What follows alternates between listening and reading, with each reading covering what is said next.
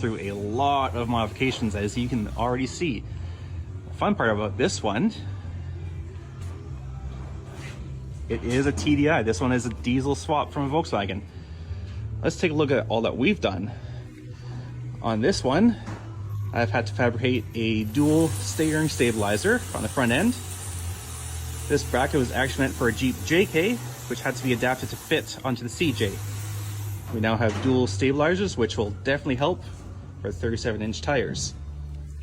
The front track bar here, originally, mount point up there, was attached down there. So you can imagine the angles on that between the track bar and drag link. They would have not been happy. We've had a lot of bumps here with that. We've got them pretty much perfectly aligned there. We've also had to fabricate some limiting straps, as you can see here. Originally, the suspension was traveling so far, it was going to rip out the brake lines. The springs were loose when this thing was all the way up in the air. So those limiting straps keep everything in check and prevent any over travel. We have upgraded the brakes to Willwood 4-piston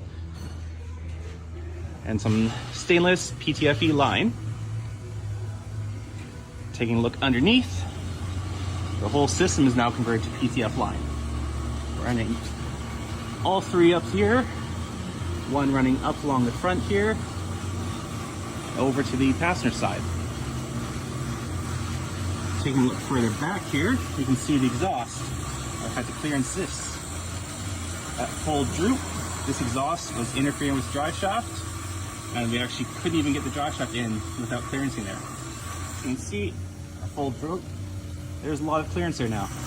Nothing to worry about there. And let's take a look at the rear end now.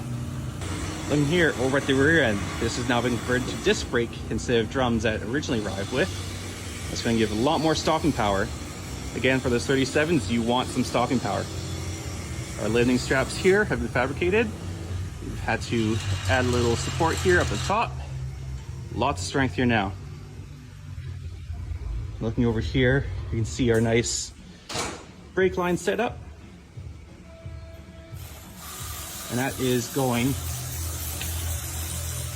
up to the top here, running all the way around and tucked in nicely between a channel and the body there.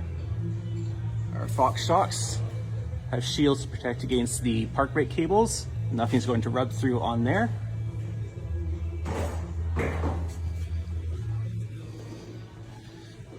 This is ready to hit the trails now.